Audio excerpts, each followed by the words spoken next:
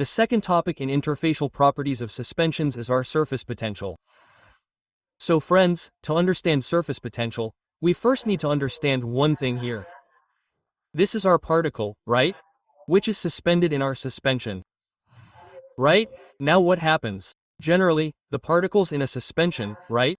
They absorb ions. Right? They absorb them. So, because of this, the particles become charged, right? So, let's take an example. This particle has a positive charge. Right? Right? Now, this particle has a positive charge. Right? This is the particle inside the suspension. Outside it is our liquid. Right? I'll consider this liquid to be water for a moment, that this is our water. Right? Now, what happens? Like, this has a positive charge, right? So, the water molecules will align themselves in such a way that this positive charge will attract the negative charge of the water. Okay? In this way, it will attract negative charges all around it. Now, what will happen when this negative charge is attracted? This negative charge will create a layer around this particle. Okay? Now, this negative charge will attract a positive charge of water on its other side. This negative charge will attract more positive charges from the side. Okay? It will attract positive charges. There will also be some negative charges in between. Okay? So, what does this positive charge on the particle do?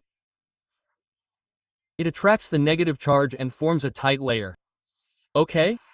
This first layer, the tight layer, is what we call the layer of negative charge. This is what we call the stern layer. Okay, now, this second layer that is being formed due to negative ions is a layer of positive and negative ions. Okay? This is the weakly bounded layer that forms opposite these negative ions. Okay?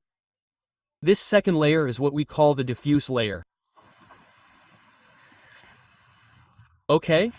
So, the stern layer and the diffuse layer. Okay? There are two types of layers. What's in between them? Charges. Okay? So, on one side there's a positive charge. On the other side there's a negative charge. Okay? So, when we have these positive and negative charges, what does it mean? A potential is developing between them. Okay? This potential is what we call the surface potential. Okay? The potential developed by the ions surrounded by the particles. Okay? So, we call this the surface potential. Okay? The first layer formed is the stern layer, which is our strong layer. The second layer is our diffuse layer, which is our weak layer. Okay? In many books, we call this stern layer and diffuse layer together. We call them double layers. Okay? Electric double layer formation. Okay, now what happens? Look, there are some forces of attraction within the suspension. What forces of attraction are these? Van der Waals forces. Okay, so, if one particle is here and the other particle is here, as I said, okay? So, van der Waals forces are used to attract these two particles. Okay? And what forces are responsible for repulsion? They are our electrical double layer. Okay? Just like this double layer, a double layer will be formed around the other particle in the same way.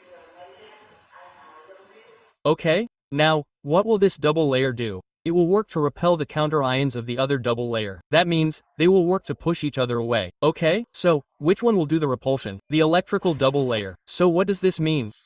It means that if our repulsive energy is high, okay?